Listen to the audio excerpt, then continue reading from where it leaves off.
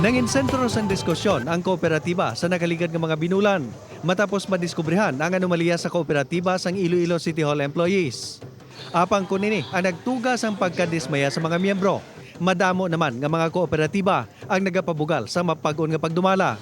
Isa sa mga ini ang Iloilo City Public School Teachers and Employees Multipurpose Cooperative. Ang istorya sa likod sang ila mabakod nga organisasyon, hibalon ta sa spotlight.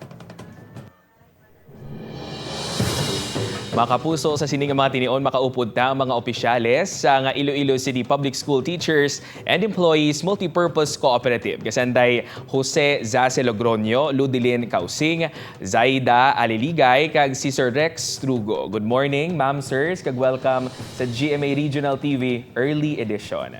Good morning. Okay. Ma'am, sir, first of all, kasan og gid gintukod ang ICSTE-MPS kag ano ang tinutuyo sa pagpatukod sini? Nagsugod ining amon nga kooperatiba sang 1991 under the leadership ni Mr. Mamerto Rodriguez, a division supervisor sang DepEd Division of Iloilo City. Balaan mo concerned gini siya sa teachers kay ang ila bala mag-loan sila sa mga private entities, ang ila balang percentage ang interest 20%. So naluoy gid siya, so I started it with 1% and we started with 200,000 capital, and then ang teachers nga nagsululod 134 ang amo na. Pero subong, sumaka na sa 3,000 plus ang teachers. And not only public school teachers, nagilintra ng iban kay gusto gid nila maka-avail sa amo nga privilege. So it was not only sa city of Iloilo, hasta sa province. Tapos mga employees sang public and private establishments nga may permanent nga job status. Okay, I see, ma'am. Thank you for that. Balik tanaw, no, sa aton ginsuguran. Ang mga miyembro sa kooperatiba, limitado lang bala ini sa mga manunudlo o kung pwede man nga mag-intra dire ang mga hindi gid konektado sa city schools? Actually, open na kami tanan. Bali, government and private sectors. And then nag-open na kami sa mga provinces. Offer na naman. Ang ato naman nga formula, no, gusto naman mahibaluan, kung nga madugay nga tion nga nagpabilin nga healthy ang aton kooperatiba kag napaiway ta nga maabusaran ang aton pondo. Ano ang aton formula sini, ma'am, sir?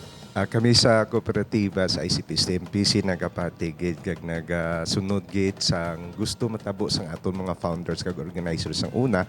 So that is why gina-observe gid naton ang tatlo gid ka formula kung nga maging successful ang isa ka kooperatiba. And amo ni siyang ginatawag sa mga indicators of successful cooperative.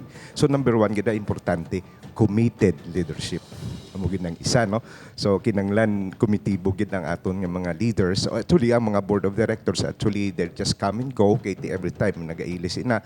Pero dra naton makita ang commitment sang kada members sang board nga magapungko. Kag ang ikaduha of course ang credible management. Isa ina ka ingrediente man. So it's not only the committed leadership but also ang mismo ang credibilidad sang management. So that's of course under the general managers.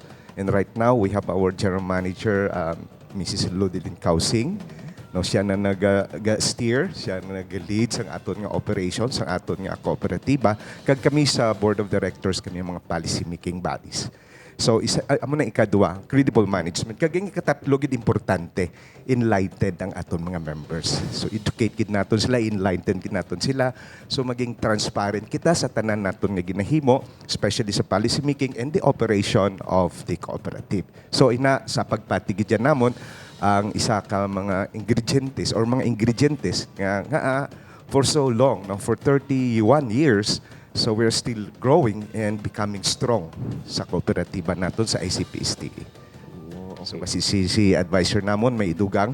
Yes po, sir. Siguro yung sinabi ni Sir nga tatlo nga formula, this is because of for the longest time, no, since our founder, Mamerto B. Rodriguez, we struggle to practice this good and ethical governance. You know, sa co-op namon may regular board meeting na monthly. Monthly ginaya. on average 4 to 5 hours every month, and then values oriented operations. And then of course, we make sure that the cooperative principles, the universal cooperative principles of self-help, caring for others, these mutual help, principle of solidarity, subsidiarity are there intact with us. So we invest on values formation on a regular basis. We study together. We even have strategic planning together. We have candor, and we have open discussions, and that's it. Generally, this co-op from the inside, especially the staff, management, and the board, are happy managers, happy officers. And then of course that principle we practice the separation of these three OIC. No, we have this operations, inspection, and control methodology in the organization. We try to practice it. So dapat medyo separate itong tatlo. Ibang in charge sa operations, mayroong in charge sa inspection, and of course control. And of course overall the good board we have. Salamat sa Diyos kay over time we are blessed with good board members. Okay. Salamat. Okay. Ma'am, sirs, ano ang serbisyo nga ginahatag naton sa aton mga miyembro? Ano purely loans lang gid kita? Ano pa gid ang other services? May mga investment man kami, and then insurance nga ginahatag man sa mga membro. That's good to hear. Sa mga luyag nga mag-invest, ano ang mensahe naton nga gusto ipalabot sa ila? Kaya subong damo sang question sa mga kooperatiba nga daan. So any message of assurance sa ila, ma'am, sir? Okay, so sa mga actually may mga investments na kami na tatapos na. If you can see, we have already the building at the PO area. So of course, with the efforts sa mga members natin nga naghatag sa ilang mga investment, we call it a special investment. So that's really, we have done that already. And then, of course, we're still going to do it again and again. So for those nga gusto mag-invest sa aton, so ang amon lagid mapasalig, nga ang inyong investment ara gid sa maayong nga mga kamot, sa leadership of course ang aton nga operations, ang aton nga general manager, kag overseeing sang aton mga board of directors, kag of course ara gid ang amon isa gid ka guide kay because until now ari pa gid yang aton isa ka original nga founder nga organizer si Ma'am Aliligay. So isama na siya na naga-guide sa operation kag sa policy making. Okay, na simply we have to protect the investment of our members and for those who want to invest. And in addition, sir, we are proud to say nga kami we stand independently as a cooperative. Why kami nag-autang sa mga bangko because we depend our income from our sources. Okay. Sir, ma'am, thank you very much for your time. That is sa GMA Regional TV Early Edition. Okay, so thank you very much, Ma'am Sir Jan, and Thank you. salamat gid sa tinion sa pag-imbitar sa amon sa sining tinion.